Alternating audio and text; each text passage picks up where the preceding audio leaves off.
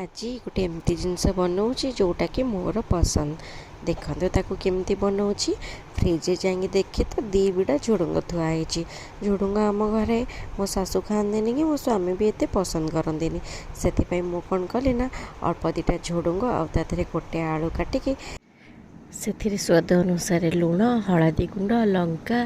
जीरा सोरिष कंचा लंका सुखिला लंका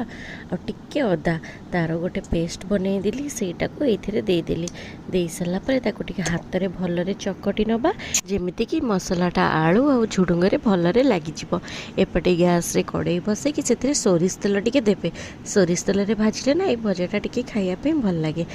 तेल गरम है से जीरा किसी और सुखिला लंका गोटे भांगिकी पकईदेली जीरा फुटी सारापर से कि भूसंग पत्र पकईदेवा मत तो भूसंग पत्र बहुत पसंद से मुझे पकई दीजिए आपको जब पसंद हुए ताल यहाँ स्किप भी करेंगे तापर गोल रखी झुडुंग और आलू को देदेवा दे सारिकी हाथ में एमती पूरा साइज करदे चारिपट को जमी न लगे तापर देखो तार जोटा सिक्रेट जिनस से तेंतुलीर रस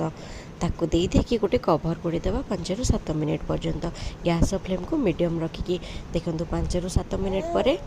कभर काढ़ी हाल्का टिकी गोलई ना गोलई सारापर ये मुझे चेक करदे आलू आमर सीझिला कि ना आलू ये आमर हाल्का हाल्का सीझी आसला से मुझे आउ थे सेमती करके आउ 2 ରୁ 3 मिनिट पर्यंत गैस फ्लेम को सेमती मीडियम करके रखीदे ये देखूँ भजार तेल बाहरी आसला आउ आलू भी ये मोर सीझीगला ये आमर रेडी हो गला झुडुंग आलूर बाटी बसा आपण मैंने यहाँ पखाड़ हो गरम हो जो थी खाइबे भल लगे मुझे स्पेशल चकुली ही बनई थी चकुली मत या बहुत भल लगे खायापी ये देखूँ आपण मानक जदि मो भिडियोटी पसंद आसे तेज मो चैनल को लाइक करेंगे शेयर करेंगे सब्सक्राइब करेंगे। रोची नमस्कार जय जगन्नाथ।